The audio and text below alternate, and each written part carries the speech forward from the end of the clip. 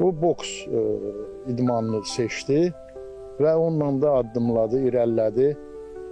Elə oldu ki, 3 aydan sonra, 4 aydan sonra mən bunun nailiyyətlərini eşitdim ki, regionlara, yarışlara getdi, dəfələrlə rayon birinciliyini, Azərbaycan birinciliyini qazandı.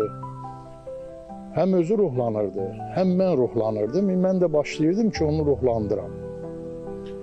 Yaxşı da oldu ki, hər dəfə gedəndə ancaq medalla, birincilik medalına qayıdırdı. Həmişə nailiyyətləri yüksək olurdu. Xaləddin Cəlilovun hələ uşaqlıqdan idmana sevgisi var idi. Tezliklə böyük uğurlara da nail olur. Mən buna baxdıqca, fərəhlənirdim ki, yəni bu gələcəkdə dünyalı bir çempion olacaq. Belə davam elədi. Davamla bir şey peşəkar Kəmərovdur, Konfusandadan.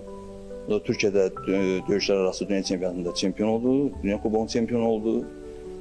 Və məqsədimiz artıq Avropa, digər yarışlara hazırlanır. Ancaq Xaləddin üçün vətən sevgisi bütün məqsədlərdən irəlidə dayanırdı. Onun hərbi xidmət dövrü 2-ci Qarabağ müharibəsinə təsadüf edir.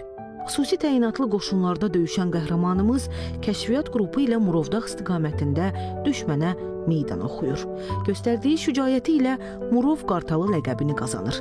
Döyüş tapşırığını yerinə yetirən zaman ən böyük arzusuna, şəhidliyə qovuşur.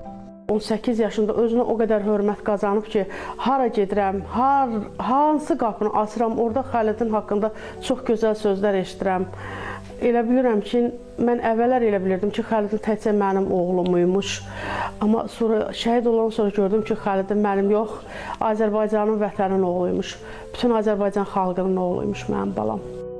Xaləddin Cəlilov Azərbaycan bayrağı ordeni, vətən uğrunda Kəlbəcərin azad olunmasına görə və cəsur döyüşçü medalları ilə təltif olunub.